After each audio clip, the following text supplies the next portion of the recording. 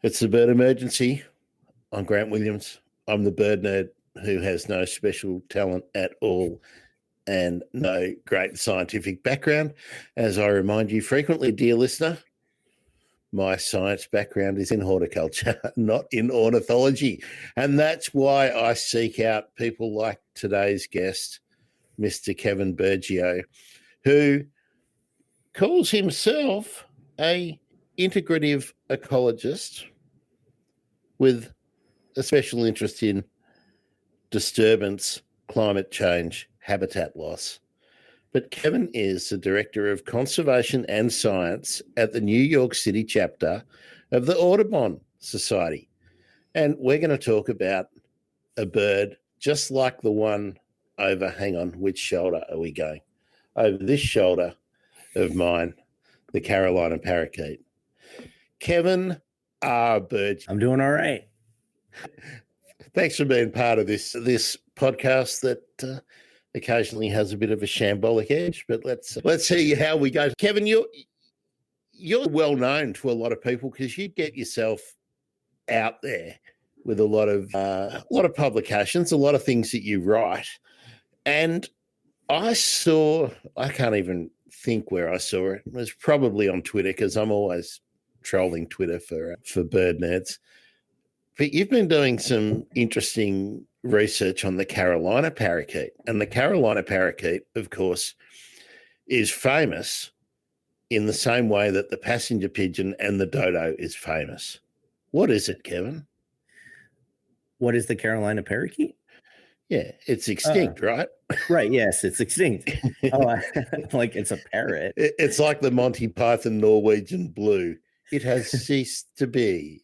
Right. So, now, how common were they originally? Around 1800, John James Audubon said that they were pretty common within their range and quite numerous. There's some that feel like as soon as the Europeans started moving inland, that their population started to decline. But obviously, there's no real research in that because people weren't doing point counts back in 1700. So they seem to be pretty plentiful. They were fairly nomadic. So it would be really difficult, I think, to get a good count of the number of individuals they had. But yeah, starting about 1800 is when people started to note like a noticeable population decline and range shift. Now, we talked before I pressed the go button. We were talking about the niche that the Carolina parakeet occupied, and an interesting story about another parrot that has established itself in the US. But let's talk about what's known about the Carolina parakeet. What ecological niche did it occupy?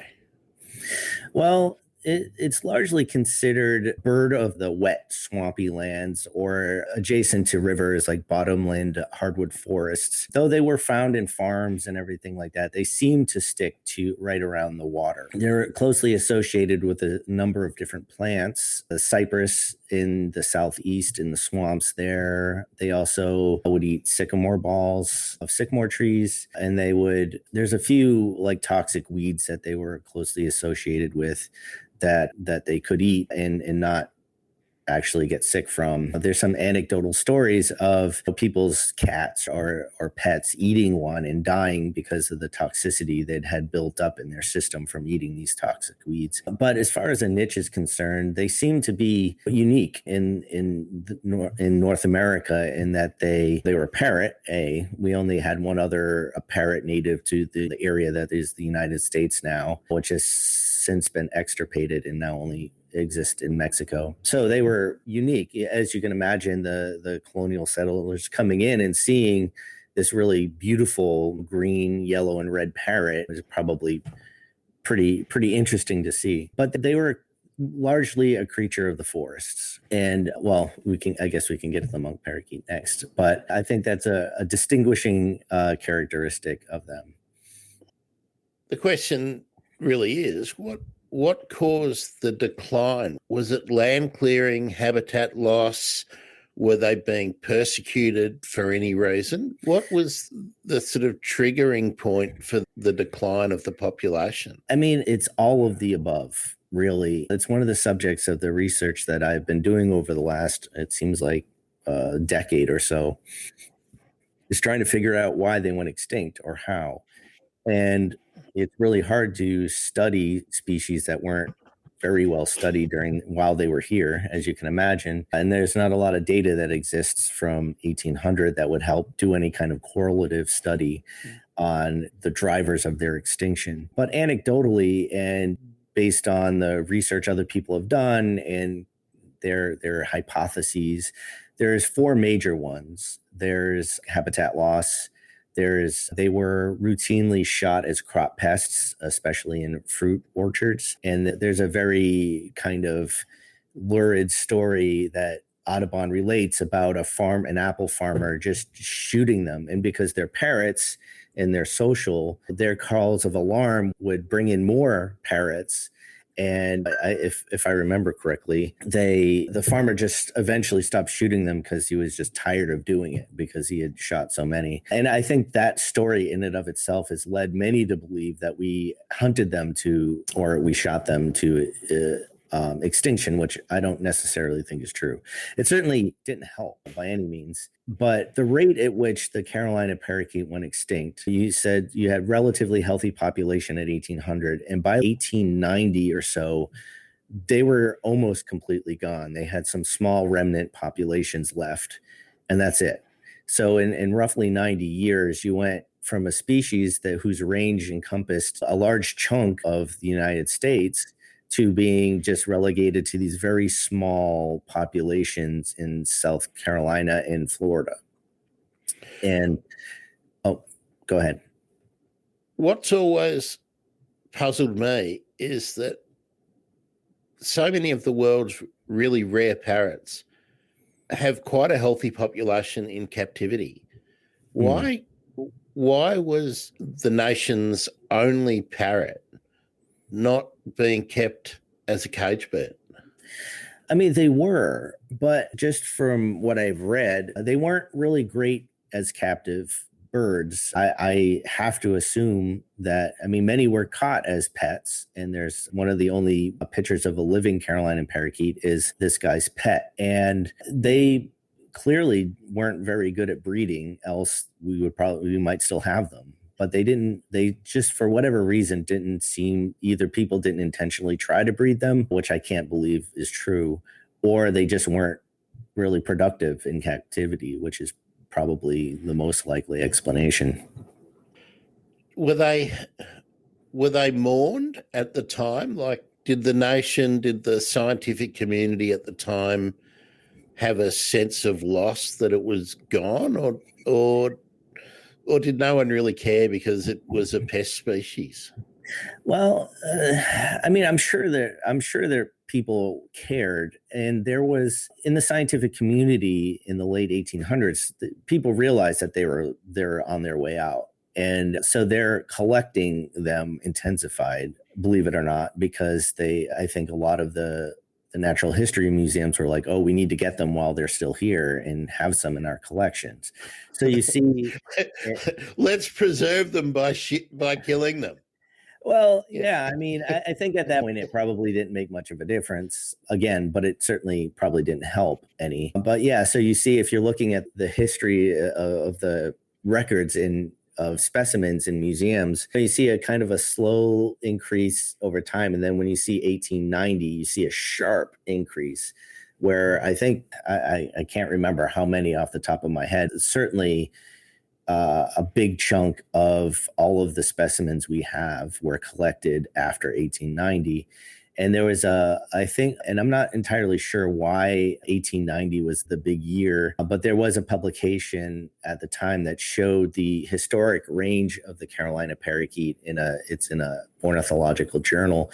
And then where the author thought they were left in 1890 what population pockets were left. So that may have spurred people on to realize that, oh, wow, these things are going there. I mean, and there's a lot of controversial sightings. So they were officially deemed extinct in 1920 because that's the last recorded sighting of them in the wild, the last non-controversial sighting of them.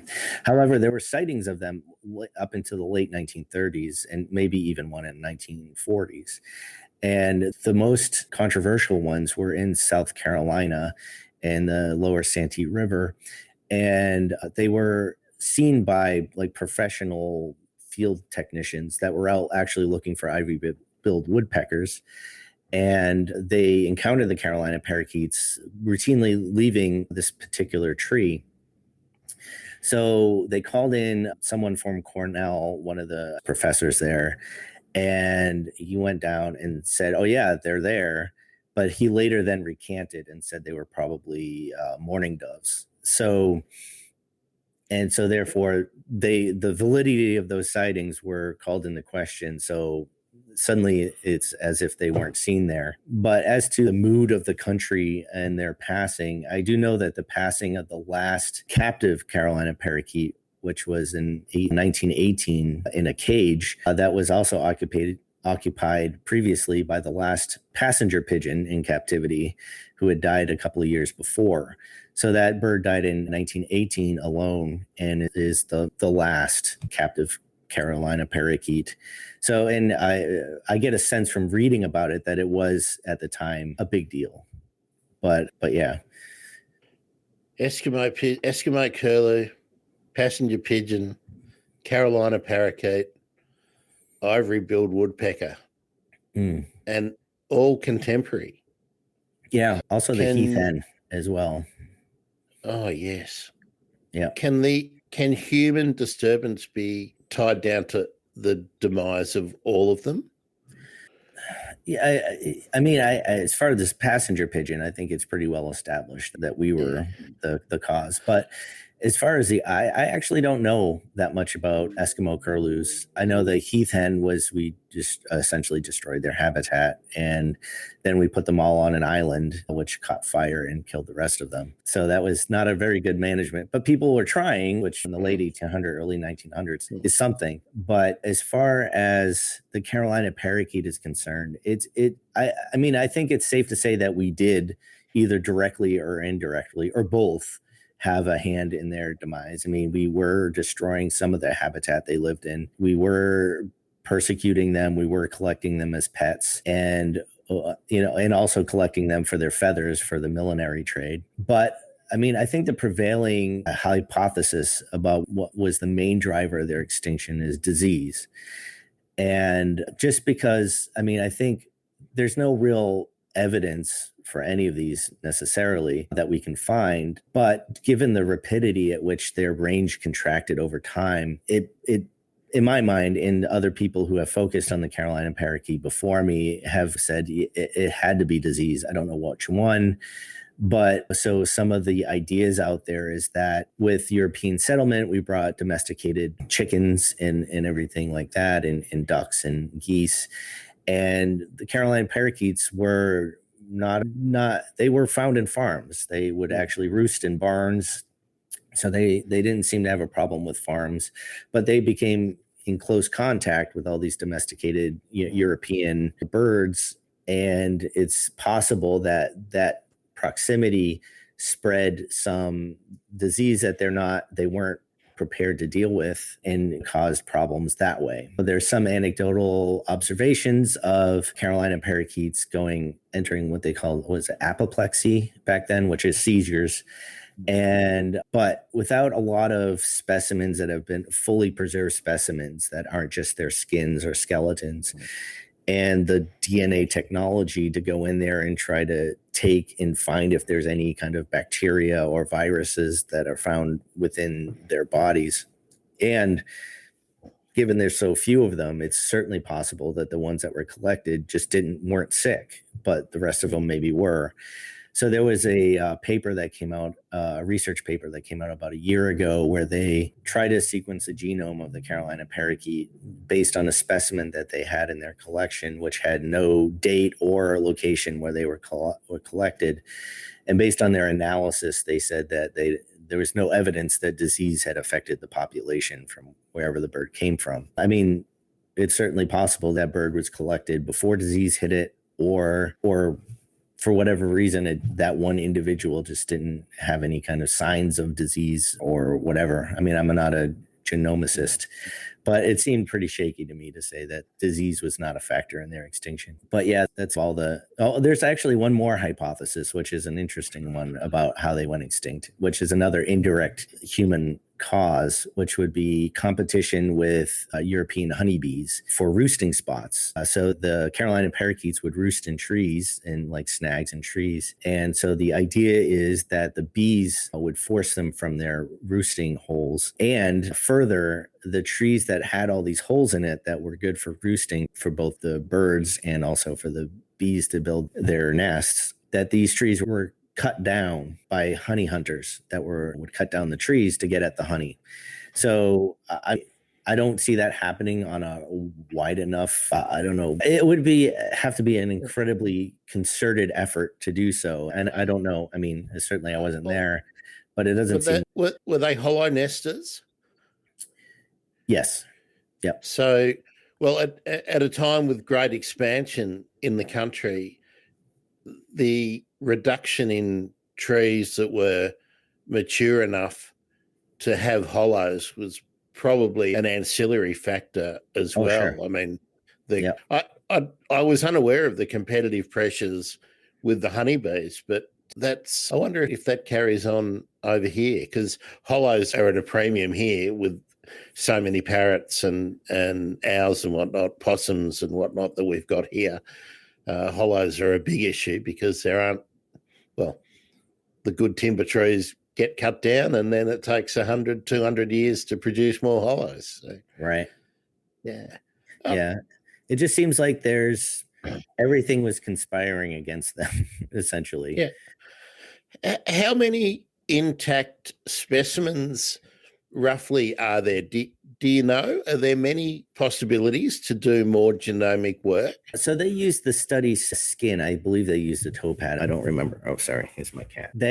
So there's between 700 and 800 specimens in different collections around the world. And there may even be more. I actually was emailed by somebody who lives in Canada that bought a specimen in a antique shop. They had this Carolina parakeet specimen. I forget how much they bought it for, but it was like $100 or something. And I was like, whoa. I mean, it was beat. Like the head was falling off and everything. But I'm like, you could probably bring that to a taxidermist and have it fixed.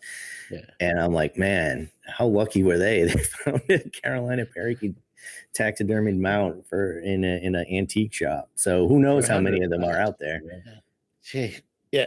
I'm amazed. $100. I can't believe that. I would have thought there would have been a real premium on that. Camera shy, your cat there, Kevin. Oh, yeah, very. Taking residence right there. Yeah. That's great. Were there, you talked about the Carolina parakeet eating toxic plants. Now, were they, I mean, when we think about parrots, we think about granivores, seed eaters. Now, but parrots like flowers as well. What do we know about the wild dietary habits of the Carolina parakeet? Oh, I mean, they were similar to most parrots. They would eat the seeds of the cocklebur, which is the plant, they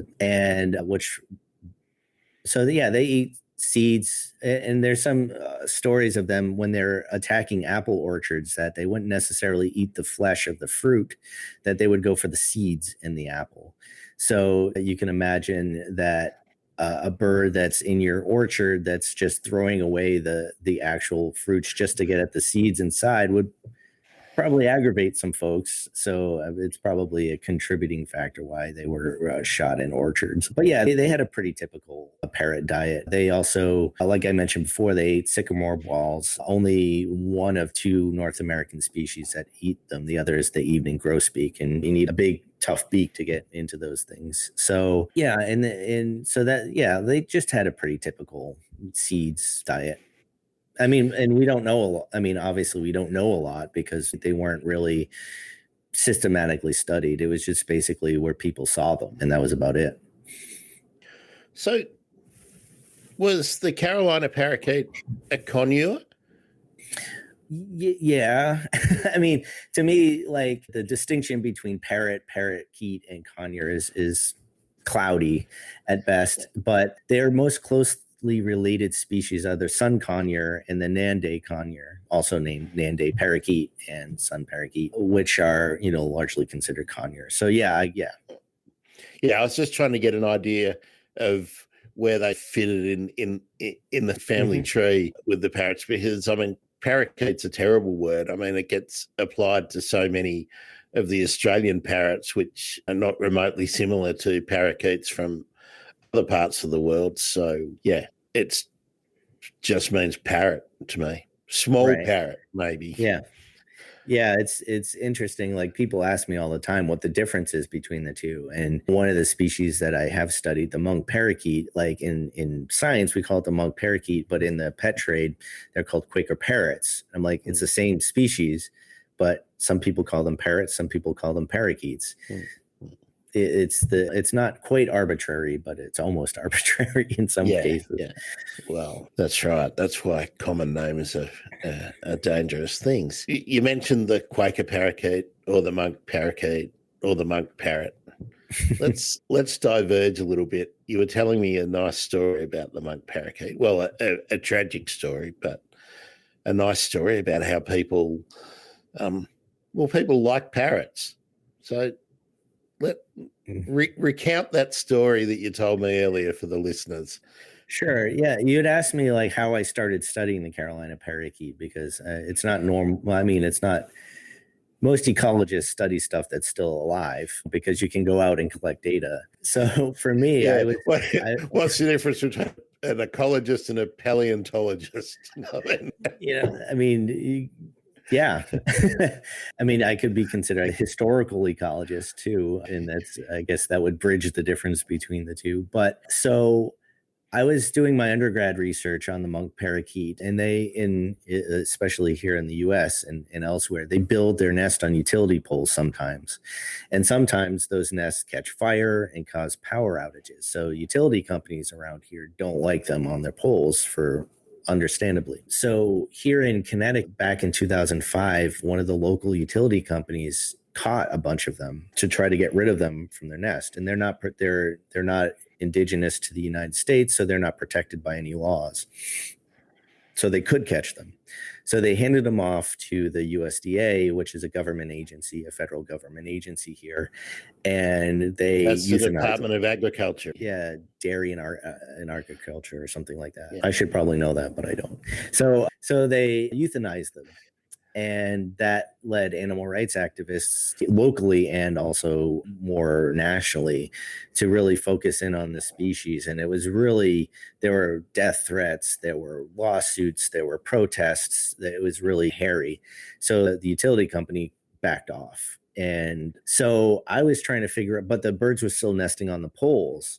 So my research project was to look at how do they nest on the poles, and is there a way we can intercede so that the birds can't nest on the poles and they can just go and nest in the trees like normal. But a lot of what I was hearing at the time were people who wanted to protect wanted legislature to protect the species, kept saying that they were taking up the niche left vacant by the extinct Carolina parakeet. I guess their argument was, well, they're both parrots and they both can live in the cold, so therefore they must be interchangeable, which, as you and your listeners knows, is not the case. I mean, no birds are exactly alike.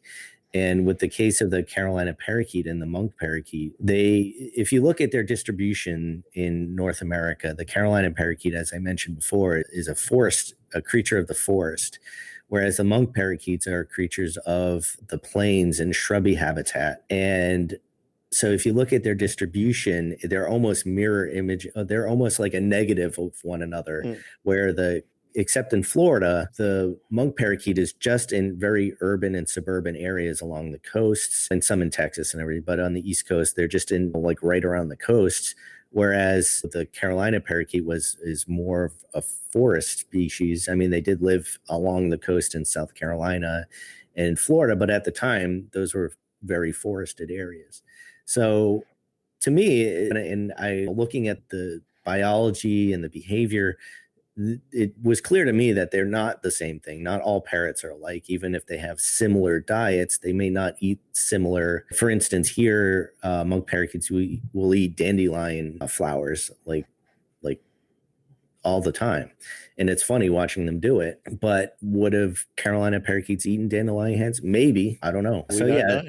Right. So to me, that argument was not really a good one for protecting this species. In the end of the day, there's just, I think, the pressure that these utility companies knew that they would face if they started trying to continue to catch these birds made them back off, and they were just starting to remove the nests outside of breeding season just so they didn't get big, because monk parakeets can continue to build on their nest and build like these huge apartment complexes where there's multiple couples in this big nest. Even here in Connecticut, some of the nests got up to be like 15, 20 feet in diameter. So, I mean, they can become really substantial.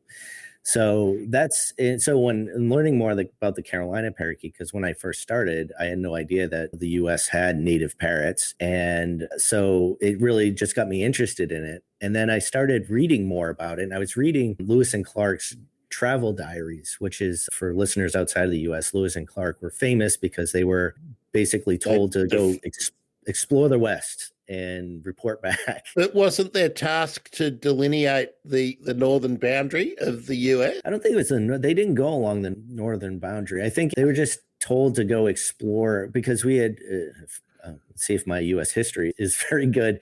We had just made the Louisiana Purchase not long before, and they wanted to report on what was out there. So that, I could be wrong, and your listeners may think I'm an idiot, but that's my recollection of why they were out there.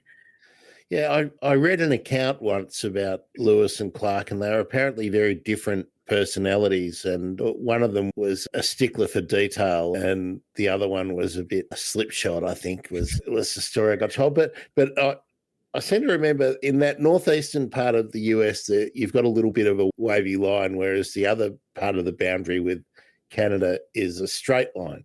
Yeah.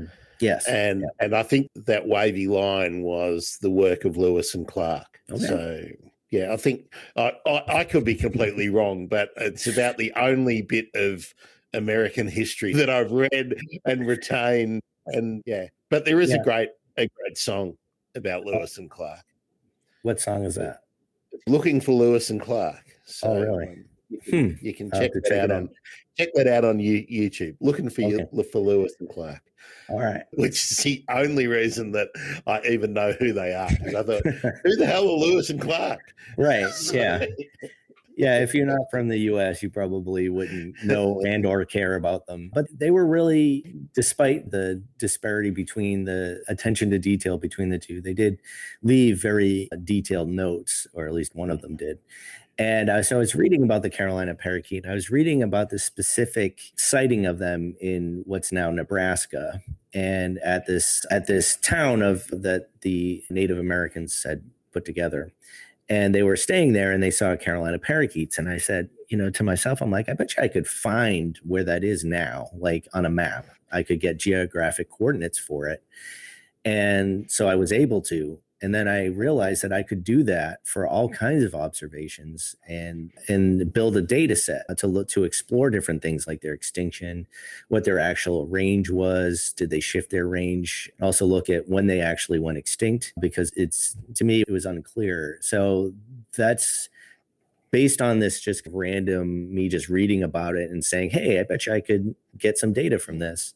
I was able to do quite a bit of research using that data set on trying to figure out all these different things. So it was a good, happy accident. But yeah, that's how I collected data to study an extinct species, was by reading all these really old books, these travel diaries, and just going through and finding anytime somebody mentioned seeing the bird and with enough information about where they actually were to figure out their coordinates. And the difficult thing about it is, I'm sure this is similar in Australia, is over time, these towns get bigger. Some of them disappear. Even rivers change course in the span rivers shift, roads shift. Right. Yeah. So trying to find exact coordinates or very close to exact coordinates of a ghost town in Florida from 1780 or a Spanish fort in 1680 or something like that. It was fun. I actually quite enjoyed it. I learned a lot about our country. Apparently not a lot about Lewis and Clark, but a lot about our country. Well, I've got a Lewis and Clark question for you because I want to tie it in with Australia a bit. Now, Lewis and Clark came back, didn't they? Yes. Okay. Our famous explorers who were known as a pair, Burke and Wills, they set out. They didn't make it back. So, okay. The country claimed them. So, okay. Yeah. And we had another one too, Ludwig Leichhardt. He headed out. He was heading west. Never heard of again. Oh wow. Well, he remains as a historical character, so his memory stays, I guess. We have a federal electorate named after him. Yeah, so no, before he disappeared, he had done a lot of work, but yeah, he went off on he was going to cross the country. Never heard of again. So now, Kevin, what did your work attempting to reconstruct the range and identify where these anecdotal records were? What did that tell you about the bird? What did you learn about the bird that that wasn't known before? For those of you listening, Kevin's cat has just done some acrobatic moves directly in front of the camera. It's fantastic. Yeah, she's a ham for sure. Yeah, so what we learned, so back when they were living, the way that they estimated like range size, at least in this case, was essentially to take a black magic marker and just draw a circle around all of the most extreme sightings of the species. So for the Carolina parakeet, there were some questionable sightings out in Colorado, which is a little bit west of the center of the United States, and also up in upstate New York, which is up in the Northeast. But there is only very few records of them there. And so you were looking at this huge range. They're like, oh, the Carolina parakeet occupied like half of the United States based on these range maps. But they really didn't, because they were never seen in any of the mountains. So in the eastern part of the US, we have the Appalachian Mountains. In the south central area, we have the Ozark Mountains that were, according to these maps, they were there, but they were never seen in the mountains at all. So what I did was use all the data that I collected, and I think I ended up with over 800 different observations or records of specimens being collected. Use some of these models to predict where was the area most suitable for them based on where they were and where they weren't. And we found that their range was way smaller than previously believed, because we looked at where they actually were and what habitat was similar enough to the areas that we saw them that was likely that they were there too. And it was much smaller. But we also found that that they shifted one of the subspecies. There's two subspecies. There's the one in the southeast and one in the northwestern part of their range. The one in the northwestern part of their range shifted their range during the winters, because the winters in the Midwest of the United States are very bleak. Everything's flat, so the wind is just cutting. So we found that they shifted in the winter in a southeasterly direction to get away from the worst of the winters. I mean, they're still parrots, right? And I actually lived in Nebraska for 3 years when I was in the Air Force. And if I had the choice, I would have moved southeast too during the winters, because they were just brutal. So we found that. And we also found, in this paper I actually just had accepted, their extinction date was likely in the 1940s. But we also found that the two subspecies went extinct 30 years apart. So the western subspecies, which was much larger in range, went extinct 30 years before the eastern subspecies, which I think is really interesting and could potentially be an important clue in trying to figure out exactly what the drivers of their extinction were, rather than just like, it was probably all of them, maybe disease. So So I'm really excited about that particular finding. Have you got a pet theory about what drove the rapid or the more rapid extinction of the Western subspecies? Well, I do have I mean, this is obviously more kind of just It's making conjecture. conjecture. Yeah. I'm not holding you to it. All right. I'm not putting your professional reputation on the line here, Kevin. Good. So I did write a little bit about this in this paper that's coming out soon, but the Western subspecies were known for congregating at what we call salt licks, because salt was not very common except at these particular areas in the Midwest, whereas the southeastern species lived along the coast, so salt was never an issue for them. But my feeling is, if it was disease, that the fact that all these birds would fly from all around to congregate at these would be ways that they would transmit it. Yeah. And then the birds would fly back to their wherever they were and infect any of the ones that didn't go. That, I mean, to me, that seems intuitive, I guess. That's a reasonable working hypothesis, I think. Yeah, but how to test it, no idea. So it's a monumental tragedy, really. And that there's a couple of things I'll tease out. Right at the start of the discussion, you mentioned that they were nomadic. Now, were they nomadic or were they more almost migratory? I think they were more, I mean, the Western population probably were somewhat migratory in that they shifted their range. I mean, not a ton, but a little bit. They shifted their range in the winter. But I think in general, they were largely considered they didn't stay in one spot for a long time. I mean, I'm guessing they're opportunistic. I'm guessing that they're like all animals who've got to follow the food. Right. Yeah. So, like, for instance, one really good story about that, and I've written about this before, but is the sighting that was in upstate New York. It was I think it was 1780. So right during the Revolutionary War here in the States, these birds, like a flock of them, landed in the middle of, I think it was December, landed on one of the houses in this small, like, agricultural town. And the people there were very religious people from Germany who had never seen anything like a parrot before. And so they they landed on this house, and they immediately thought it was a harbinger of the apocalypse. But it would have been a miracle from God. No, not a doomsday.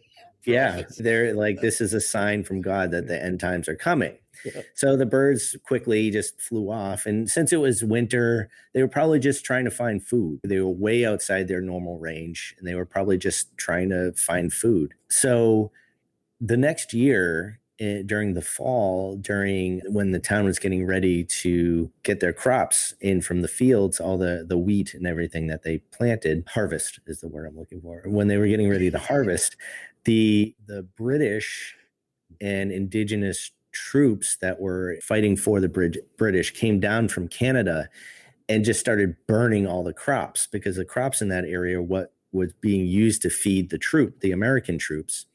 So they came into this town and started burning everything. And the first house they set on fire was the house that the Carolina Parakeets landed on. Those damn parrots. So if you can imagine, like, you live in this rural town, extremely religious. You think that you just saw the harbinger of the apocalypse, and then you see everything's on fire. They're shooting the town up with cannons. This is it. This is the end time. It seems like everything is being, like, on fire. Parakeets and their British allies. Yeah. So yeah, as they all congregated in this church, and this church still stands to this day, and even has a cannonball hole from that actual day in it, in the eaves of the church. It's still there. And obviously it wasn't the end of the world, but it's just a really interesting story. And it shows that the birds were following the food, because maybe it was a hard winter and they were just out in upstate New York for just hanging out. And you've been to that church? I have not. Believe it or not, I actually lived really close to it, and I've never managed to get out there yet. I'm actually one of the reasons why is I've been kicking around the idea of writing a book and visiting all the areas that they were seen historically. So I haven't gone there specifically because if I am going to write this book, I'd want to do it in a way that was organized so that I didn't just go there and hang out, but it would be there for a purpose. Okay. Take a note. If you do go to the church, I want to see if there's a stained glass window featuring the Carolina. Yeah, with the fires of hell behind them. That's right. That's right. It's like the harbinger of doom, the wings out, the ferocious, the hellbird. Right. It's not a phoenix, it's a parakeet. That's right. Oh, mate, I don't know. Well, it's a sign of the times, isn't it? It just seems so loopy to us, but that was when they were burning witches, weren't they? So, yeah. Well, maybe that was a little bit before then, but they were probably still burning witches at that point too, or stoning them at least. Yeah. Now, the mythology of the Carolina parakeet is that it is the only parrot in continental US. But you've mentioned a few others, so let's talk about that sort of folklore. Sure. Now, the monk parakeet is naturalized in the US, but what's the natural range of the monk parakeet? The natural range of the monk parakeet is Argentina, Uruguay, Paraguay, and Brazil. And there's also depending on who you ask, either a subspecies or a full species that lives in Bolivia, which is called the cliff parakeet because they usually will nest on cliffs and not trees. Now, if you maintain a list, they're definitely different species. Oh, of course. Yeah, I mean, especially how hard it is to get up to the area where they live. They're way up in the mountains. So, yeah, I would definitely count them as a separate species if I was listing them for sure. Yeah. Yeah, and I'm sure you are. Now, down in Mexico, you mentioned, and I didn't. My short-term memory is disappearing in my old age, Kevin. So, what was the Mexican species that has forays into the U.S. territory? Oh, yeah, I actually didn't say it, so you didn't forget. It's the thick-billed parrot. Their range used to extend into the American Southwest a little bit, not very much. Now, are they basically a brown parrot with a big black beak? Is that? Yeah, more or less. Yeah. They're not especially. Yeah, they're a nondescript parrot, right? Yeah, no. That I only know that because on Twitter, parrot of the day, Stephen posts the parrot, and I'm pretty sure I remember the thick-billed parrot. It's just being a brown parrot with a black beak. So. Yeah, they're and since I think over the last. I forget exactly when they have since left the United States and are only found in Mexico. It's been a while, but yeah. Well, can we sheet that home to Donald Trump? He didn't like any Mexican visitors. So. Right. I guess they're an exemplar species for his wishes and hopes. So he did get something done apart from tax cuts for the rich. So he got rid of the thick-billed parrot. Good on you, Donald. Sorry, Kevin. No worries. When did the monk? I'm obsessing over the monk parakeet. That's fine. Because are there any other naturalized parrots in the States? The Indian ringneck parakeet or Indian ringneck parrot has bobbed up all over the world as an escapee and been very adaptable. What other parrots are hanging out in the US? Oh, in Florida, too many to the name, really. For instance, there's definitely. I mean, there's so many not indigenous species down in Florida because it's basically tropical that I know there's the white wing parakeets, there's the yellow chevron parakeets. I think budgies are naturalized down there. Budgies. I'm pretty sure. Yeah, there's just so many. There's some out in California that have naturalized, but the monk parakeet has, like the Indian ringneck, has naturalized all over the world as well. I mean, they're in Japan, United Arab Emirates, Israel, Rome, just all over the place. They've naturalized. They're also in different parts in the States. They're in Texas, they're in Florida, they're in Chicago. Yeah, they've managed to go all over the place. And that's largely just due to people either intentionally or unintentionally letting them out. And they just have the physiology to live pretty much anywhere. Our great Australian marauder in the parrot world is the rainbow lorikeet. Has that turned up in the States as a naturalized species? As far as I know, no. But, if I were going to pick a species to naturalize here, they would certainly be one of them because they're really cool. They're a gang, mate. They're a gang. Oh, yeah. Oh, yeah. Yeah. They are. They're a pugnacious bully boy when they're competing.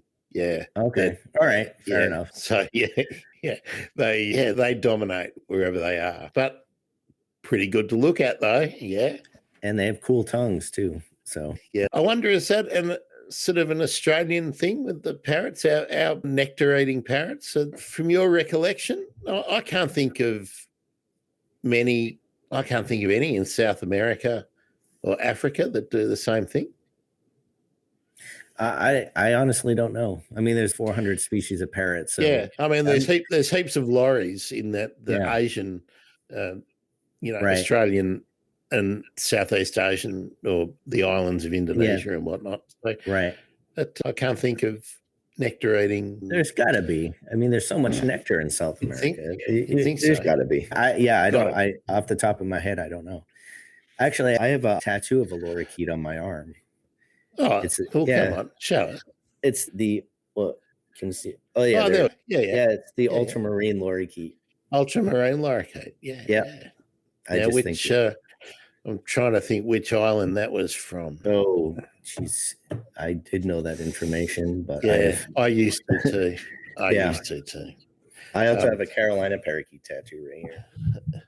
Now that one's pretty wicked. One's pretty wicked. You've had someone take professional photos of that, Kevin, and for some photography book or some tattoo book. Not yet, but maybe it needs. There's a few areas that need to be touched up before I think it's ready for that. But yeah, it's pretty wild. Unfortunately, podcast not being a visual medium, Kevin, people are going to have to visit the website and track down the video. Yeah. What's your favorite parrot? My favorite parrot is the bald. I'm bald, so that's part of it. But it's also the most recently described parrot species. Oh, yes, you are also bald. Well, so, I'm rocking the Friar Tuck look, mate. So yeah, I'm just shaving it all. It's just easier. It costs less money because I do it myself. But the bald parrot was described, I don't know, like 20 or 30 years ago. And the reason why it took so long to figure out they were a species is because their range overlaps with the vulturine parakeet, which they both have no feathers on their head. They're both featherless on their heads. But the vulturine parakeet has a black head and the bald parrot has an orange head.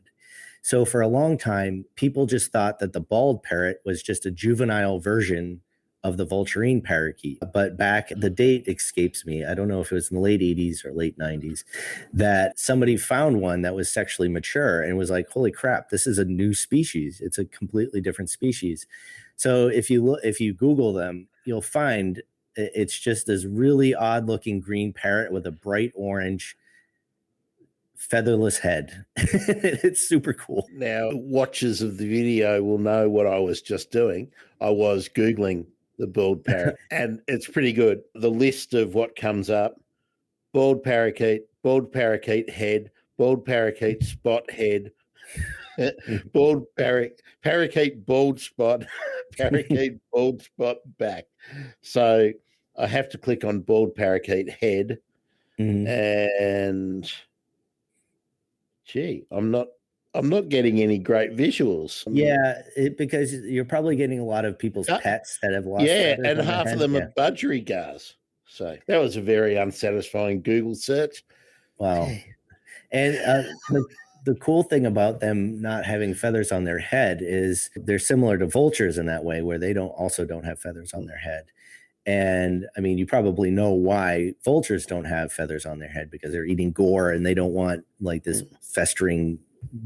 It's just hard to clean out of feathers. But the vulturine parrot and the bald parrot, the reason why is because they eat a lot of sticky fruits, and it's the same thing.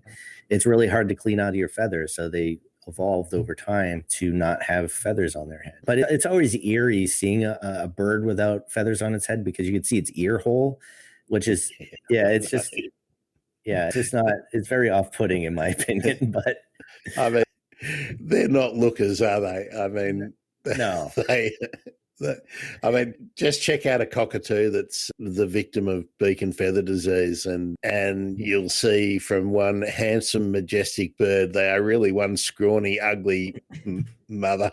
Yeah, no doubt. Yeah. Kevin, what's next on the project on the Carolina Parakeet?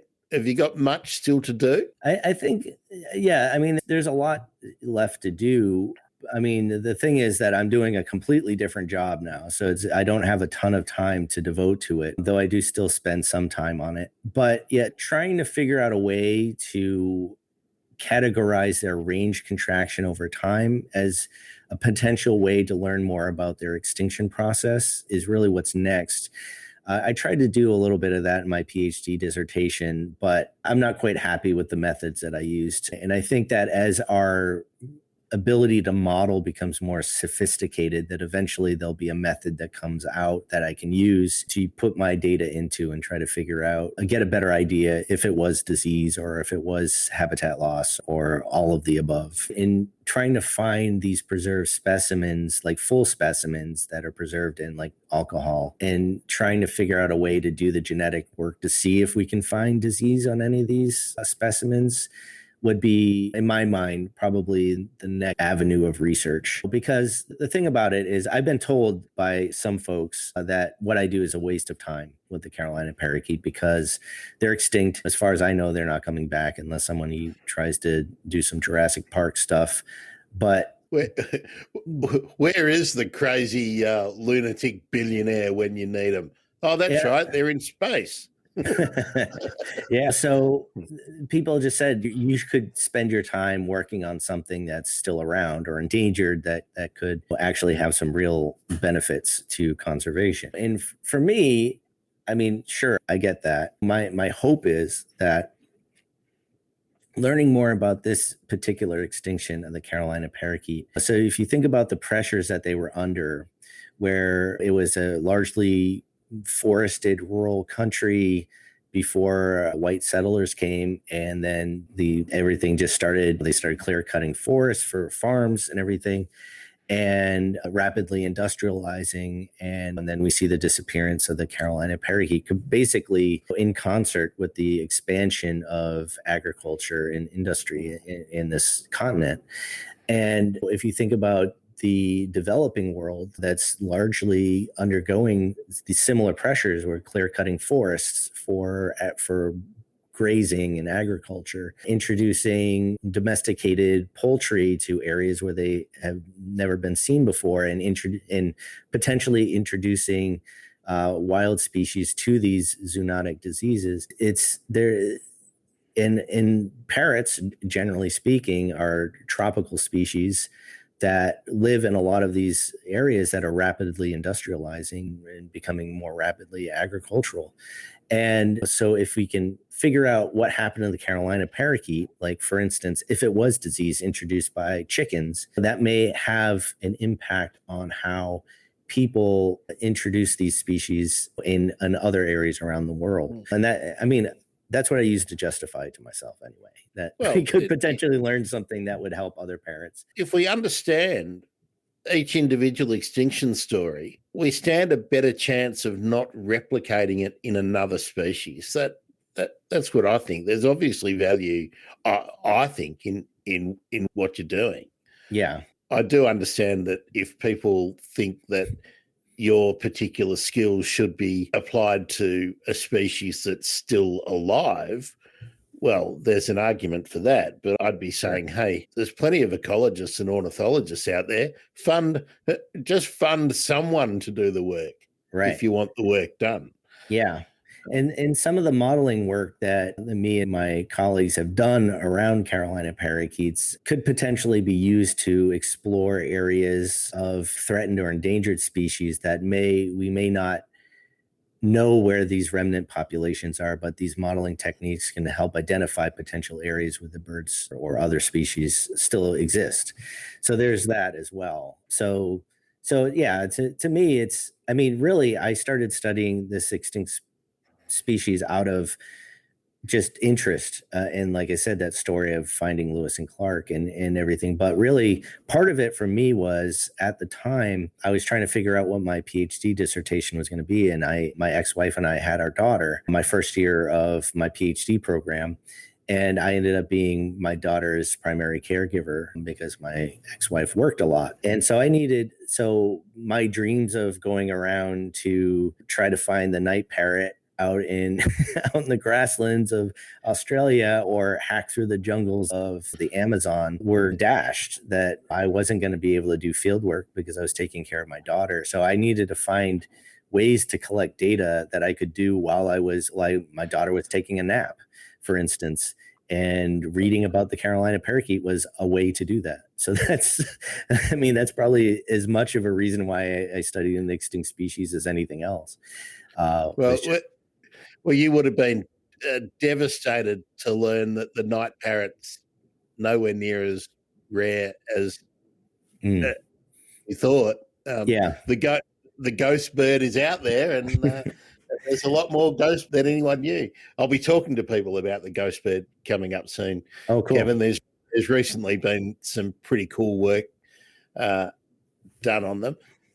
Now, are there people out there who are maintaining the belief that the Carolina parakeet is still out there just waiting to be found?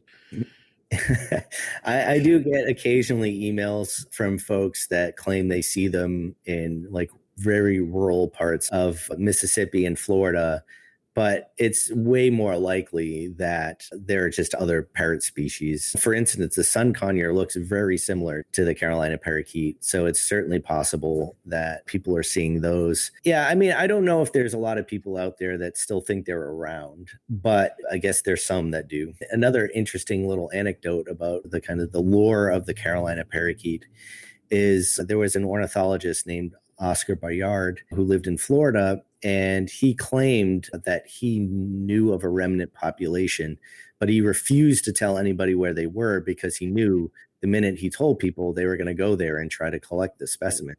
Because at that point, I'm sure having a pet Carolina parakeet or selling one would make you a lot of money, just like a lot of rare parrots and poaching. But he died, and the researcher, I guess that really focused on them before I started, Noel Snyder, actually went and tried to find the family to see if he could find that journal in his effects after he died, but apparently he couldn't. So yeah. I mean, who knows? I mean, stranger things have happened, but I highly doubt they're still out there. Well, while we're drawing long bows, ivory-billed woodpeckers, yes or no? Are they still out? I mean, I think the probability of them being still around is so low that it's essentially zero.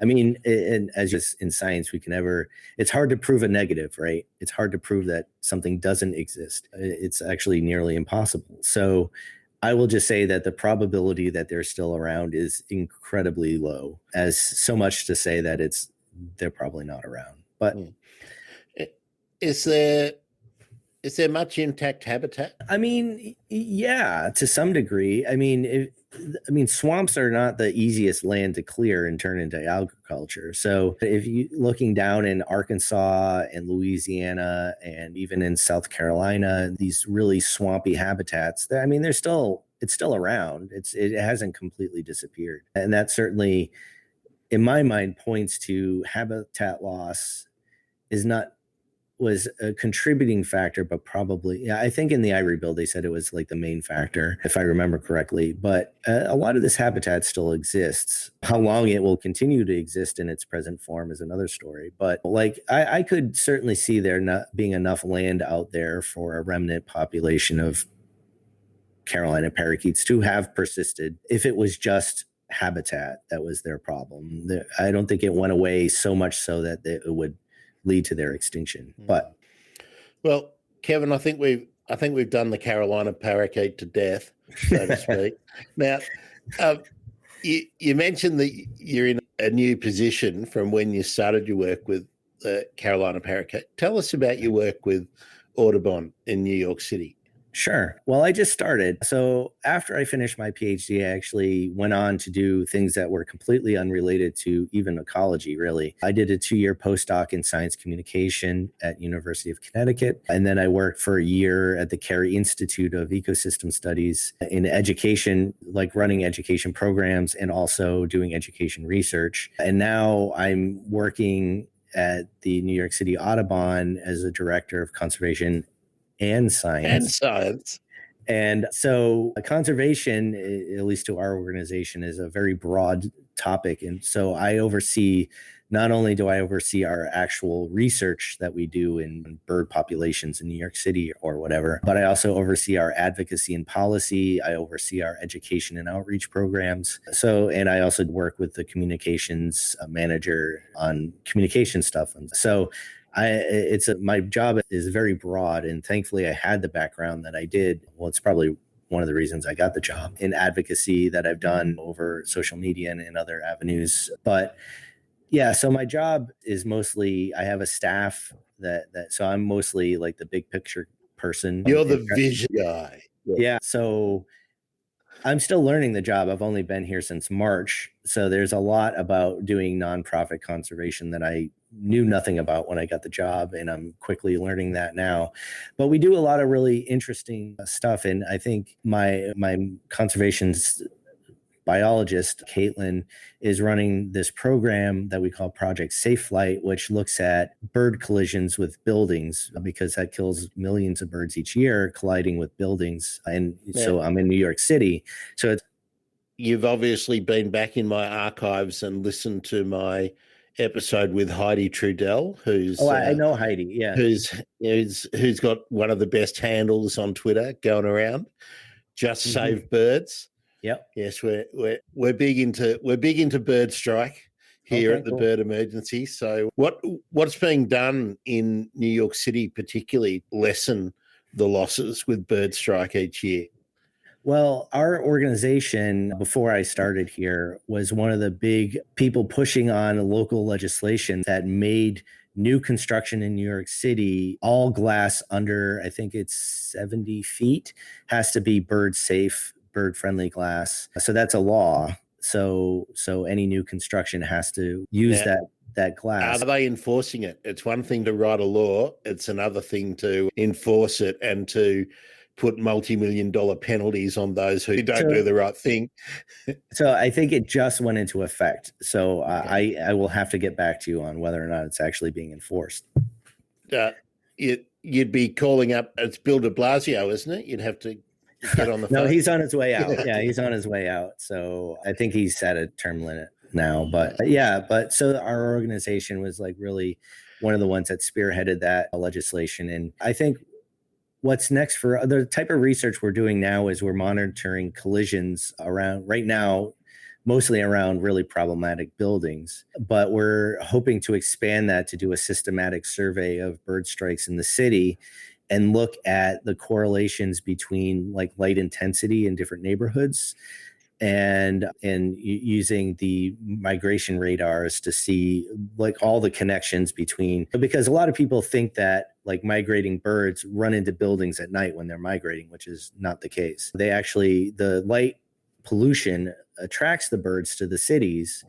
And then the next day when they're flying around, then that's when they strike the buildings. So the research that we're doing is trying to figure out, does light intensity factor into where collisions are most prevalent? But it's really hard to study in a city. Not only is it like New York City huge and there's tons of buildings and everything, but around the buildings, they have staff who sweep out the sidewalks early in the morning because they don't want a bunch of trash and everything on their sidewalks. So you got to get there before they start sweeping. So there's a lot of difficulties in studying it and getting a really good idea of how many birds are striking buildings and where specifically they are. So that's something that we're really interested in. We're trying to find grant money to do a systematic survey of collisions in the city. And we're also looking at advocating for what some people call lights out legislation, but our organization it's important for the birds. Like light pollution is a huge problem because it attracts birds to, while they're migrating, to suboptimal habitat to forage on their journey, in addition to all the other problems with window strikes and everything. But to me, it's not just a bird problem, it's a people problem. Absolutely, it's a people problem. Yeah, light pollution is just terrible on human health, in addition to noise pollution and just regular pollution, air pollution, water pollution. So I think for us, we're going to hopefully start pushing for legislation to prevent excess nighttime lighting, whatever shape and form that, ideally throughout the year, but for birds, definitely focused on the peak migration times. But that's all. Like I said, I'm new, so this is all just thoughts that I've had and conversations I've had with my staff and everything. So you need to get a big team of Heidi's, of dead bird girls and boys out there, and it's such an obvious problem without an easy solution, especially the craze with garden lighting and with so many of them that are those solar powered ones that they charge up during the day and then the garden lights are on all night because they've got a battery and no on off switch. Right. I used to work in a store that sold them, and we were all in on those, 10, 15 years ago. But gee, I regret ever having anything to do with promoting those things. They're just pointless. Well, I guess they look nice. I don't to the nobody that's looking at your house at 2 a.m. Yeah, well, you can't turn them off. Right. I mean, so they're wicked. They're wicked things, Kevin. How many on your team, Kevin? Let's see. On my staff, I have 6 or 7 people. I have somebody that is like the education and outreach person. I have somebody that does a manager that does policy and advocacy, and I have my senior conservation biologist. And then I have under them a couple of field techs or field ornithologists and people who coordinate like community science efforts and things like that. So yeah, I think that we're not a huge organization. I think we only have 14 people, but we do, for the amount of people, we have our hands in so many different things. Like one of the things that we're starting to gear up for is in New York City and some other places, we have what's called the Tribute in Light, which is during September 11th, there are these big beams of light that are shot up into the sky to commemorate the incident. It's actually a 20-year anniversary. But as you can imagine, these lights attract lots of birds and other organisms. So we go up there and monitor the amount of birds that are in the lights. And once it becomes there's too many and they start colliding, that we have them turn the lights off for a period of time to let the birds disperse before they can turn them back on again. And we do research on what we call Harbor Herons Project, but it's really the water birds of New York City Harbor. Then we look at trends on all the little islands and everything of all these like cormorants and egrets and all these other water birds that are nesting in the city. And we have a green roofs program. So we have a lot of different things going on. So every day to me it's interesting, but it's really hard to focus on one thing because there's always something new that comes up. So I have to switch gears all the time, going from advocacy to education to all the different types of research that we do, which I enjoy it, but I can imagine it's probably not for everyone. Well, many hats. The NYC Audubon is affiliated to the national body, but right. How does a local body like yours, how are you funded and governed? So we're essentially just a small nonprofit. So we have a board. We're funded through grants. We're a member organization. So we have members, donations, we have fundraisers, all the typical stuff nonprofits do. Do you get a regular stream of federal or state or local government money to assist in particular projects? Yes. I mean, we apply for federal, state, and city grants to do specific projects, but we certainly, I mean, we don't do any of this work alone. We partner with quite a few local other nonprofits, and also National Park Service we work with, and city parks and state parks. So in all the different organizations that do conservation in and around the city, we partner with, so that I guess our efforts go further when we're working with other groups. Now, we haven't even mentioned climate change. We've talked about habitat destruction and pollution issues and whatnot, land use issues. But this is opinion, Kevin. I'm not going to I'm not going to hold you to anything here. But do you think we're winning the war? I mean, obviously not. Obviously not. Climate change is something, when I think about restoration ecology and that whole discipline of trying to bring back different habitats to a specific point in time where they're, I thought you were going down the Jurassic Park. No, it's things are likely to change so rapidly in the next 50 to 100 years that, I think a big issue in conservation is going to be being able to reliably predict where things are going to move, where things are going to go extinct, so that we can focus on preserving those areas and not necessarily the areas that are high in biodiversity right now. Ideally would be both, but our ability to predict in the future where species are going to go, it's a really complicated, and I just co-authored a paper on all the potential pitfalls when people are trying to do this, predict range shifts in the future and extinctions. There's so many different things to take into account. If you move, say the bird has a physiological niche where they can persist in this particular range of temperatures and precipitation. Well, maybe their food they overlap, obviously, but the food might move somewhere else and they may not overlap anymore. How adaptable is that species from a physiological standpoint that they can follow the food even though the food is moving outside of its comfort zone, so to speak? And there's also pathogens and parasites.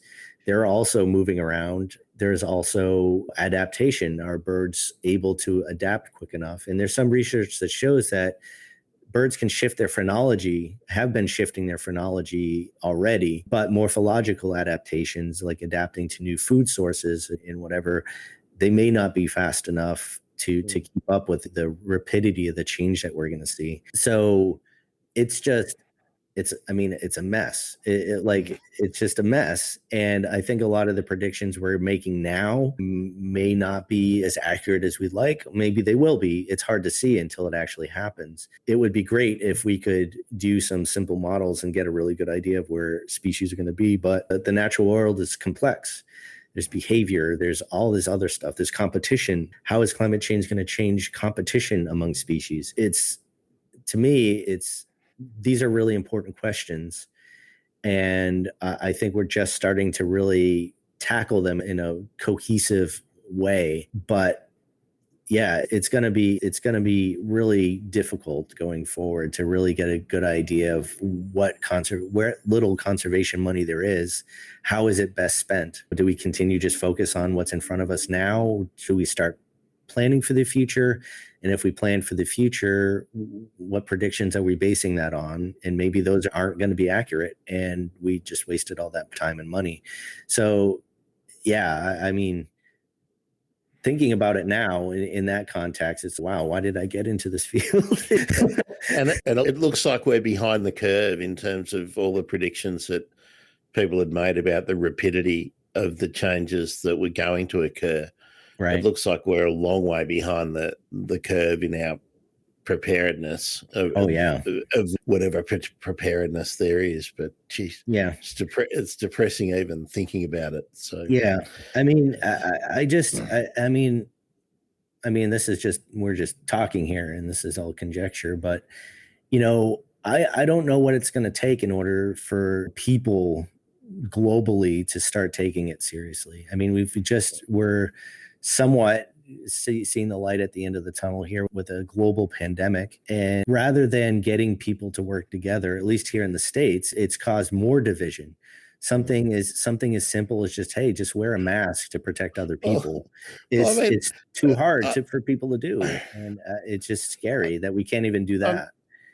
I'm always amazed at how anything can be politicized in the States in the current paradigm, and the amount of people. I mean, coming from a country which is fairly sane in all of our rational in our outlooks, even though we elect pirates so often, but science denialism is such a big thing in a country which prides itself on being smart. Look, don't even comment, but I can. I don't think you should. What I just don't know where that disconnect has come from. It's mind-boggling, and the fact that someone's going to saddle up for a second go and is possibly going to get the keys to the cabinet again is just mind-boggling. So, but anyway, you're one of the smart ones, Kevin. Wow. Well, thank you. Now, let's have just a little bit more fun before you go. When you're out in the field, Kevin, what's your field guide of choice? Well, I learned on the Peterson field guide here, but I've since moved to the Sibley. I mean, I don't know if that means anything to most of your listeners. Well, it does, but I hope when you said Peterson, I hope they weren't going, what? Jordan wrote a bird book? No, not Jordan. Speaking of crackpots. Oh, yeah. No kidding. Geez. No, Jordan Peterson didn't write a field guide. No, this is Roger Torrey Peterson, who died quite a while ago. But he has a series of not just bird books, but he has like field guides. Well, everything from seashells to night stars. So but that's what I learned on. That's my first one, was a Peterson field guide. But I since moved to the Sibley, and I use it on my phone, and I gave my daughter my old Sibley. So has she caught the bug? Is she a bird nerd now? She is, to some extent. We just started birding this past winter together, and she seems to really enjoy it. But we also do a ton of other things. We go fishing, we go rock hounding, metal detective, panning for gold, even though there's barely any here in Connecticut. So we just like to go outdoors, and she likes giving her a good natural history introduction. Good stuff. Yeah. Paint the palette. So yeah. Well, it's all, I mean, I like doing, because it's all the stuff I wish I had a kid. Like, it's okay. I can go buy out a telescope for my daughter. I get to go out and buy a metal detector for my daughter. So have you bought a plant press? Are you pressing flowers? Not yet. She would really like doing that. That's a really good idea. I should actually write that down. She would really get a kick out of that. Yeah. Thank you. No worries, mate. No worries. Where's your favorite spot that you've been?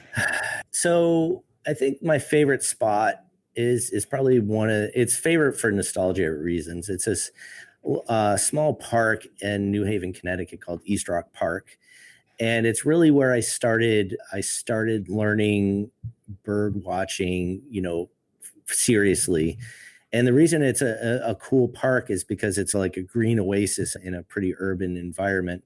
And it's right in the area where lots of birds migrate through. So if you go there on the right day and the conditions are right during migration, you could see upwards of 30 different species of warbler in this one fairly small park.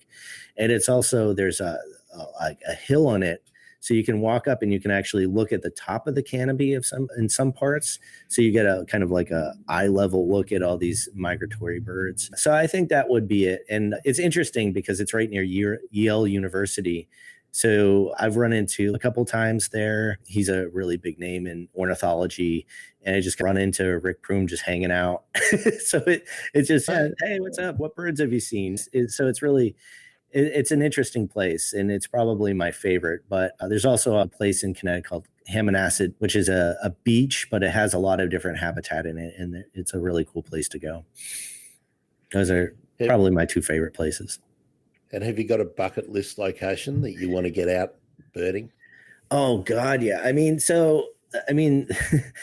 This may be embarrassing to admit publicly, but I've only seen one species of parrot in the wild, and that's the monk parakeet. I've seen plenty of parrots, but they're all captive birds. So on my bucket list is to travel to actually Australia, because Australia some of the research I've done, it looks at the evolutionary history of parrots and where like evolutionary diversity is highest, and it's in Australia because you have so many different lineages that broke off the parrot line at different times that are all there, like for the cockatoos, and then you have the true parrots there too as well, and different lineages that evolved over time are all found in that area. So while species richness is highest in the Amazon in general, evolutionary diversity is highest in Australia. So yeah, I'm really keen on eventually getting down there. I keep trying to get universities to sponsor me to go down there, but so far, so I don't have to pay for it. Well, I think the way things are, you're going to have to get a university from over there to sponsor you to come here, because there ain't no money here, buddy. Yeah. Well, there ain't no money for birds over here. Yeah, I fear that it's probably pretty similar here with respect to that. So I might have to do it on my own dime one of these days. Well, if you do come over, we'll get a gang together, and I've got 1, 2, 3, 4 species of cockatoo in my local park, Kevin. Oh, wow. Straight out my front door. So wow, that's just wild to think about. That's just wild. Yeah, I was talking to Steve at Parrot of the Day too, and he's, yeah, you should come down. We can money. Money. Now, look, while we're joking around, Steve today is Parrot of the recent past. He's given up on Parrot of the Day because he's been through the parrots. So today he's posted the sound of the crested pigeons whistling wing as they take off. So Stephen's broadened his horizons. And for those of you who don't know what we're talking about, on Twitter, if you search Parrot of the Day on Twitter, you will find Stephen's account, which is, if you're a parrot lover, invaluable. Totally invaluable. Absolutely. So yeah, do come on down. We'll throw another shrimp on the barbie for you, Kevin. And yeah, that would be a jaunt, wouldn't it? Wouldn't that be wow. Yeah, that would be a jaunt. And look, we could get all the parrot people who had been on the bird emergency, and we could hire a cool car, a bus, and do a tour, a parrot tour. Hey, I'm up. Yeah. Sure. Do a list, and you guys can all furiously tick off your lists. And so yeah, I probably wouldn't put my pen down. There'd be so many. Yeah. So, do you have your life number handy, Kevin? Can you spout it? I can. It's embarrassing though. So take into account that I didn't start birding until I was in my late 20s, and I'm only in my early 40s now. And I've not been able to travel much because of my daughter, but it's 302 species. Now, Kevin, you are the very first one of my guests, and we've almost cracked the half century, I think. Everyone else I know who has been fairly far up one end of the spectrum can't quote their number. So you are at the extreme end of the bird nerd spectrum, my friend. All right. Congratulations. Thank you. You're now the benchmark. Oh, wow. Okay. You're now the benchmark. And the number doesn't matter. I mean, that's the way I see it. I mean, for those of you who are competitive twitchers, of course it matters, but you're out there doing it and checking out birds is what's important. Yeah. I'm building a life list for my daughter too. So hang on. Are you doing it for her, or is she maintaining it? Well, she's 10, so she just tells me that. Add that species. And I'm like, yeah, good. Yeah. All right. Favorite bird, Kevin? Favorite bird is probably the black-capped chickadee. And why have you picked the black-capped chickadee? It's one of the first birds that I recognize their song and their calls, and they're really charismatic. They're these little birds. I actually have one tattooed on my arm right here somewhere. Man. Yeah. It's, I don't know. They just remind me of when I first started birding, and that feeling of everything being new and everything being remarkable. And I try to maintain that attitude, because a lot of people who get into birding are, that's just a whatever. Yeah, that's just a sparrow. Yeah, who cares? It's not a cool bird. but they're all cool birds in their own way. And Yeah. and so I hold on to the black-capped chickadee because it's extremely common here in where I live. They're really cool birds and they're funny. Actually, when you catch them in a mist net and you try to take them out of the net, they're ferocious. They peck right on your cuticle. They're tiny little birds, and they just peck on your cuticles. Like they go to town on it. They know, like, I'm not big. I'm not going to cause a lot of damage. I'm going to hit them right where it hurts. Yeah. But you're going to remember you touched me, fella. Yeah. Right. Yeah. So I don't know. I just like them. They're adorable. They're really cool. They have cool behaviors. So yeah, it's like I said, I hold on to it just to remember like the joy of just the birds themselves. Now, you mentioned that you've put Sibley on your phone.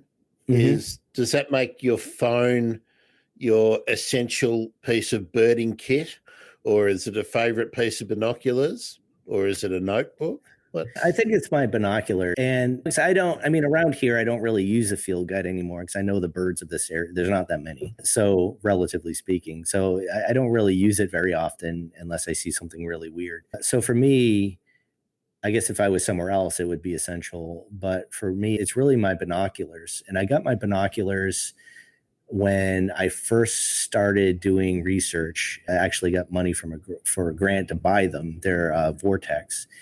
And I used them for a long time. And then just last year, they were getting really dirty. There was sand in them and everything. So I sent it to them and they just gave me a brand new pair. Yeah. Hey, Mr. Vortex. Yeah. And I mean, and apparently that's just standard. I mean, they'll fix it if they can, but if it costs, I'm guessing if it costs more to fix it than just to give someone a new one, they just give them a new one. And so they have cool. Yeah. So it's just like holding them just reminds me of when I first started. So that it has that nostalgia, even though they're not the same pair, it just has that nostalgia factor for me. I noticed recently, Kevin, was that your phone or it was an alarm. I'm late for a meeting, but that's okay. Oh, look, sorry. No, it's fine. I just heard some weird noise coming from my household too. I just noticed that there's some binoculars being marketed now. They're all fashion colors. That's a pretty new innovation. I mean, binoculars don't have to be black. Did you know? Yeah, I mean, I guess they don't. It's probably better that they're not, because if you drop them, it's easier to find them if they're not black, green. Yeah, I saw some electric blue and some red ones and whatnot. I thought that's a new thing. It's a new thing. All right, last question, Kevin. The bucket list bird. The bucket list bird. That's a good question. It would have to be a parrot. I think, honestly, it would probably be a palm cockatoo. Well, very popular on the bucket list bird list, the palm cockatoo. They are massive. When you're up close, they're massive. Yeah. It's like they're as big as a macaw without the tail. They're just massive. Yeah. Well, good choice. Good choice. Thank you. A lot of personality too, the palm cockatoo. A lot of personality. Well, Kevin Burgio, thanks for coming along on the bird emergency adventure. It's been great learning about the Carolina parakeet. Hopefully we don't have to talk about too many more extinct birds, that we can draw a line under those sorry histories, but yeah, absolutely. But not too confident, unfortunately. Yeah. Now, Kevin, I've got a special treat for you. Sure. So don't run away. But dear listener, that's all for you, dear listener, today. Kevin Burgio, New York City chapter of the. Is that the right terminology? The chapter of the. We are a chapter, but we usually just go by New York City Audubon because we're our own thing. So. Yeah. We're a distinct entity, man. That's right. Don't try and pigeonhole us, man. Thanks for being with us, dear listener. I'm Grant Williams. He's Kevin Burgio. Thank you so much. See you later.